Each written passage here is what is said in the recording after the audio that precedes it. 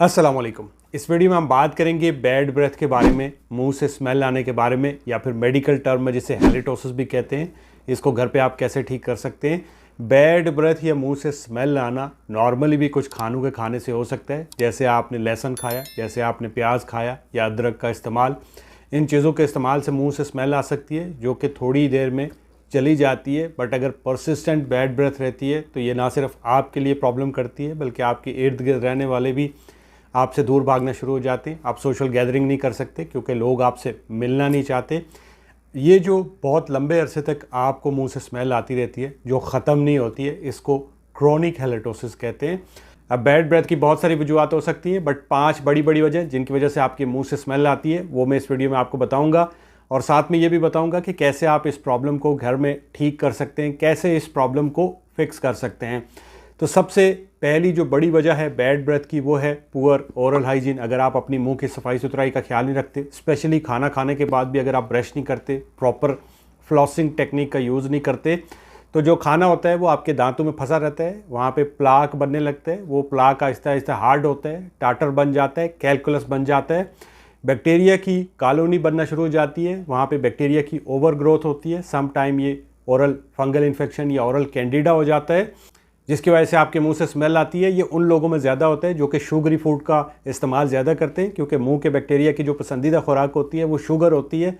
और अगर आप शुगर खाएंगे, उसके बाद आप अपने मुंह के सफाई सुथराई का ख्याल नहीं रखेंगे, ओरल हाइजीन का ख्याल नहीं रखेंगे, तो बैक्टीरिया की ओवर ग्रोथ होगी, जिसकी वजह से आपके मुंह से स्मेल आएगी। तो करना क्या है कि जो शुगरी फूड है उसको अवॉइड करना है। 2 टाइम आपने ब्रश करना है। बहुत सारे लोग मॉर्निंग में सुबह उठते ही ब्रश कर लेते हैं, फिर थोड़ी देर बाद वो ब्रेकफास्ट करते हैं, जिसकी वजह से खाना उनके दांतों में फंसा रहता है और वो ये समझते हैं कि हमने अपने मुंह को साफ़ कर लिया, बट एक्चुअली बैक्टीरिया उनके मुंह के अंदर 24 घंटे इन्वॉल्व रहते हैं। तो ट्राई करना है कि रात को सोने से पहले ज़रूर आपने ब्रश करना है, ताकि आपके मुंह को 6 से 8 घंटे मिल सके और वो साफ़ रहे।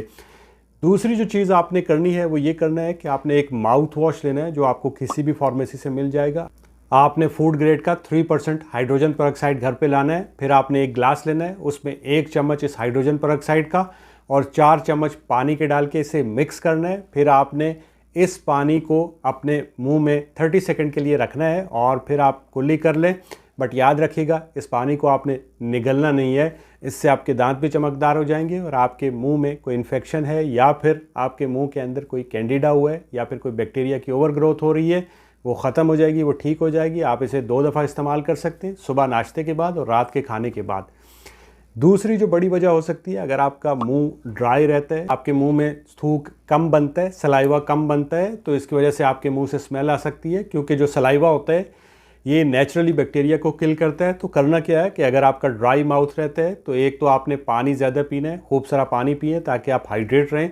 दूसरी चीज़, आपने ऐसी चीज़ें जो मुंह को ड्राई करती हैं, जैसे कैफ़ीन वाली चीज़ें हैं, जैसे चाय है, कॉफ़ी है, इनका इस्तेमाल नहीं करना। स्मोकिंग नहीं करनी है, इसी तरह से अल्कोहल का इस्तेमाल नहीं करना है। तो ये चीज़ें आपने अवॉइड करनी है। बैड ब्रेथ की तीसरी बड़ी वजह हो सकती है जिंजिवाइटिस। अगर आपको गम्स इन्फेक्शन रहते हैं, आपको मसूड़ों के अंदर खून आता है, स्वेलिंग रहती है, जिसकी वजह से आपके मुंह से स्मेल आ सकती है। तो इसमें आपने क्या करना है कि अपनी ओरल हाइजीन का ख्याल रखना है, 2 टाइम ब्रश करना है और वो माउथ वॉश यूज़ करना है, जिसका वीडियो में मैंने पहले मेंशन किया है।